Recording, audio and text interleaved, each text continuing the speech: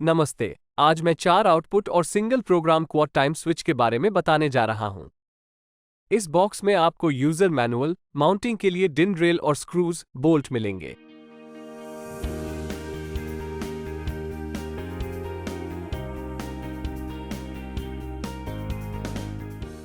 चलिए इस time switch को जांचते हैं।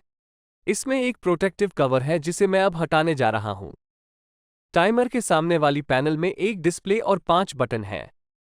2 बटन स्टार्ट और ड्यूरेशन समय को प्रोग्राम करने के लिए हैं, 2 बटन रियल क्लॉक टाइम को सेट करने के लिए हैं और 1 बटन मैनुअल ओवरराइड के लिए है।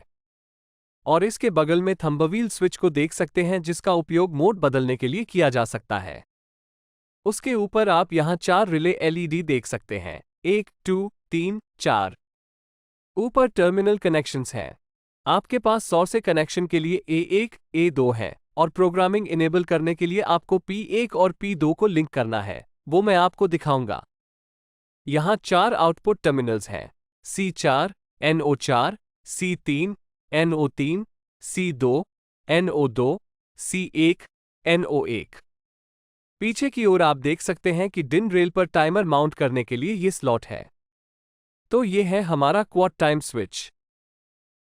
इसमें बैटरी ऑलरेडी लगाया हुआ है। हम टाइमर में उपयोग करने के लिए ड्यूरासेल बैटरी की सिफारिश करते हैं। अब वायरिंग करने के लिए चलते हैं। वायरिंग करने से पहले सुनिश्चित करें कि आपने P1 और P2 टर्मिनल को लिंक के साथ जोड़ दिया है ताकि हम प्रोग्रामिंग कर सकें। अब हम टाइमर की वायरिंग करें। मैंने 2 वायर लिए हैं जो एक प्लग से जुड़े हैं। फेज वायर A1 से जुड़ा है और न्यूट्रल A2 टर्मिनल से कनेक्ट किया है। स्रोत को जोड़ने के बाद हमें सभी कॉमन टर्मिनल्स को लूप करने की आवश्यकता है। आपको C4, C3, C2 और C1 को लूप करना होगा। यहां एक जंपर वायर का उपयोग करके मैंने फेज टर्मिनल A1 को C4 से जोड़ा है, C4 से C3 तक।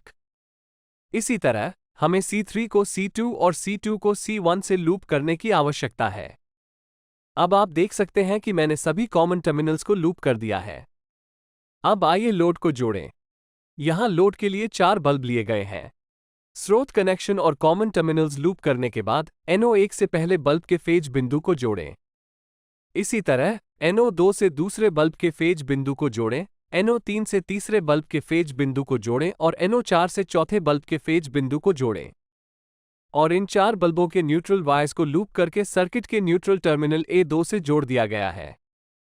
अब वायरिंग पूरी करने के बाद चलो स्विच की प्रोग्रामिंग करते हैं। यहां थंबव्हील स्विच में 9 मोड हैं।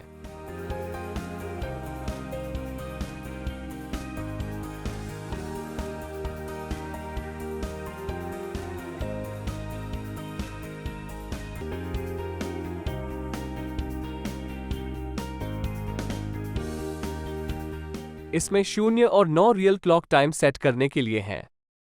तो मुझे मोड को 0 में रखने दो और रियल क्लॉक टाइम को 12.45 पर सेट करते हैं। आप क्लॉक के ओवर और क्लॉक के मिनट बटन देख सकते हैं। ऊपर आपके पास प्रोग्राम के घंटे और प्रोग्राम के मिनट बटन हैं। अब मैं क्लॉक के आवर और क्लॉक के मिनट बटन का उपयोग करके समय बदल रहा हूं। अब रियल क्लॉक टाइम का समय सेट है, यानी 12.45। कृपया यह सुनिश्चित करें कि P1 और P2 टर्मिनल्स को शॉर्ट कर दिया है। अगर हम इसे हटा देंगे तो आप टाइमर को प्रोग्राम करने में सक्षम नहीं होंगे। अब हम 4 आउटपुट्स के लिए समय सेट करें। पहले आउटपुट के लिए समय सेट करने के लिए आपको मोड को 1 पर बदलना होगा। यहां फ्रंट पैनल में विवरण दिया गया है। 1 और 2 रिले 1 के लिए हैं, 3 और 4 रिले 2 के लिए, 5 और 6 रिले 3 के लिए और 7 और 8 रिले 4 के लिए। अब मैं 6 बजे रिले 1 के लिए समय सेट करने जा रहा हूं ताकि बल्ब 6 बजे पर चालू हो जाए। घंटों को बदलने के लिए कृपया प्रोग्राम ओवर बटन पर क्लिक करें और मिनट्स को बदलने के लिए प्रोग्राम मिनट्स बटन पर क्लिक करें। क्योंकि यह 24 घंटे का घड़ी है, आपको घंटों में 18 और मिनट्स में 0 रखना होगा।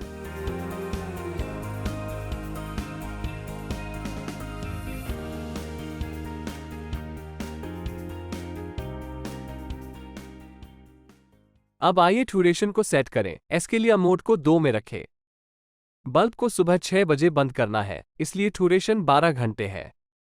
आपको प्रोग्राम आवर्स और प्रोग्राम मिनट्स बटन का उपयोग करके घंटों को 12 और मिनट्स को 00 सेट करना होगा।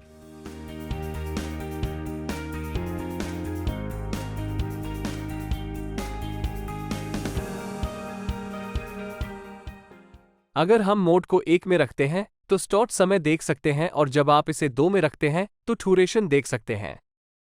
अब चलिए दूसरे रिले के लिए समय सेट करें। मोड को 3 पर बदलें और प्रोग्राम आवर्स बटन और प्रोग्राम मिनट बटन का उपयोग करके समय 6 बजे यानी 18 करें। अब ड्यूरेशन को 12 घंटे के लिए सेट करें। उसके लिए मोड को 4 पर बदलें और घंटे को सेट करें। उसी तरह तीसरे रिले के लिए मोड को 5 पर बदलें ताकि स्टार्ट समय को सेट करें। यह 18 है और ड्यूरेशन को सेट करने के लिए मोड को 6 पर बदलें। ये ड्यूरेशन 12 घंटे के रूप में सेट की जाती है। और 4वें रिले के लिए मोड को 7 पर बदलें। स्टार्ट समय 18 है और ड्यूरेशन को सेट करने के लिए मोड को 8 पर बदलें।